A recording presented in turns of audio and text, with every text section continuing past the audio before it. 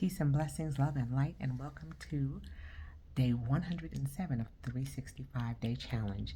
It's your girl Kim, and happy Holy Thursday.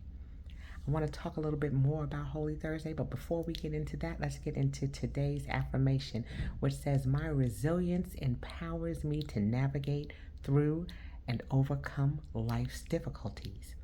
Again, my resilience empowers me to navigate through and overcome life's difficulties.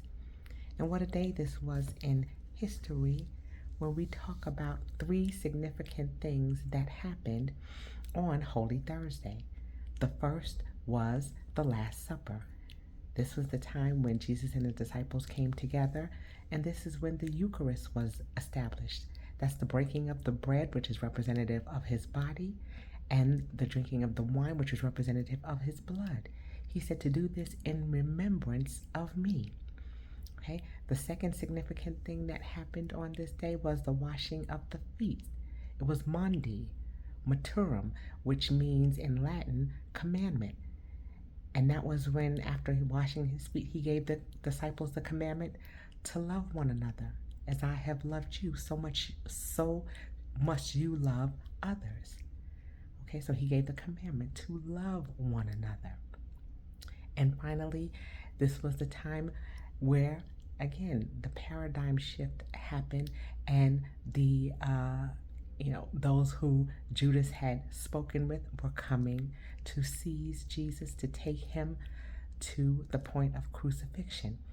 And this was when he went into the Garden of Gethsemane and he prayed. Okay, so those were three significant things that happened on this Holy Thursday. And the thought that I want to share today is just let us not only be reminded of that, but also to seek forgiveness. Let's look at the things that are going on in our life that where we may not have necessarily acted in a way that was pleasing to God. But to look over our lives, to look over the things that are going on, and to take time to pray and to ask for forgiveness, or to go before someone who we say that we love and ask for forgiveness because we may not have acted in a way where they were able to see Jesus through our actions. Okay? Sometimes that happens. And so seek forgiveness.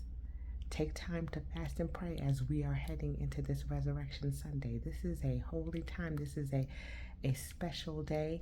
And hopefully those of you who celebrate, if this is, there are a few people who are celebrating Lent, and this is the last day of Lent for them.